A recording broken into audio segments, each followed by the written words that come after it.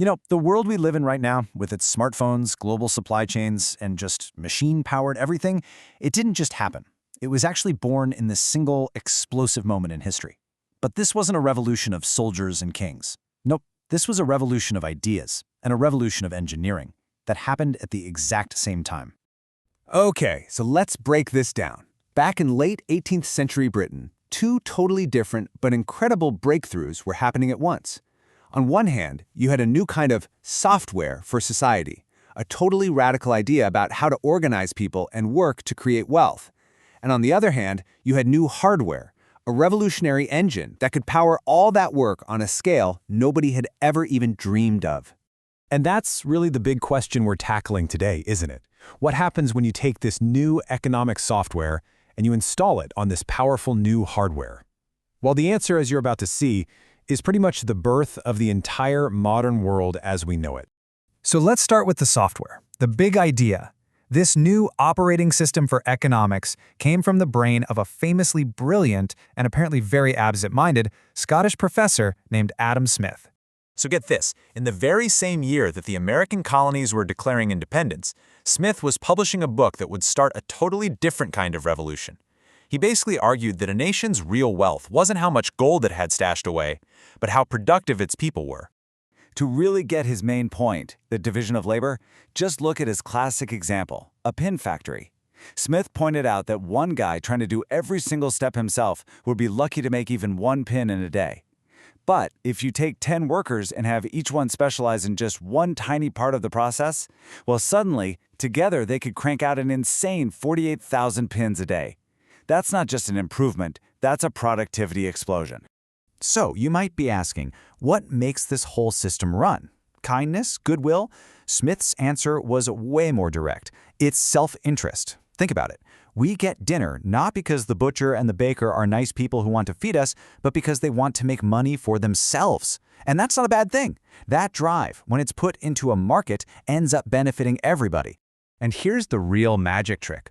All of this happens without a king or a government committee telling everyone what to do. Smith called this the invisible hand. The market just guides itself. If you and I want more bread, the price goes up a bit, so bakers make more bread. If they make too much, the price falls. It's this beautiful, self-regulating system, all powered by our own choices and interests. All right, so that's our economic software. It's a brilliant program. But you can't run software on nothing, right?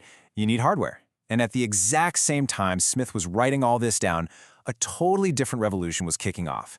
A revolution in actual physical power. You can see this happening in the textile industry, which was basically caught in this frantic innovation race. So first, the flying shuttle makes weaving super fast. Great.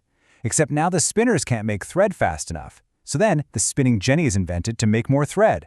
But then, the water frame comes along and makes even more thread, which means the weavers can't keep up again. It was this amazing cycle where every solution created a brand new problem, pushing technology forward at a dizzying speed. But here's the massive bottleneck. For all these brilliant inventions, everything was still tied to natural physical limits.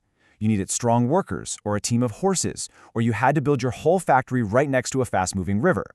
The real game changer was going to have to be a new source of power, one that was powerful, dependable, and most importantly, could be put anywhere. And that breakthrough came from a guy named James Watt. See, the old steam engines were just terrible. They wasted a ton of fuel because you had to heat up the cylinder, then cool it down with cold water, then heat it all up again over and over. Watt's stroke of genius was the separate condenser. By keeping the main cylinder hot all the time and cooling the steam somewhere else, he made an engine that was just unbelievably more powerful and efficient. Watt's business partner, a man named Matthew Boulton, he knew exactly what they'd done. He famously told a potential customer, "I sell here, sir, what all the world desires to have, power." He got it. They weren't just selling a machine anymore. They were selling pure, untethered power itself. And this, right here, is the moment it all comes together. This is the collision. This is the moment Adam Smith's economic software gets installed on James Watt's revolutionary hardware. The equation is actually pretty simple, but it changed absolutely everything. You take Adam Smith's idea of dividing labor, where every worker just does one simple repetitive thing, and you hook that system up to a James Watt steam engine that never, ever gets tired. The result? The modern factory. And just look at what happened.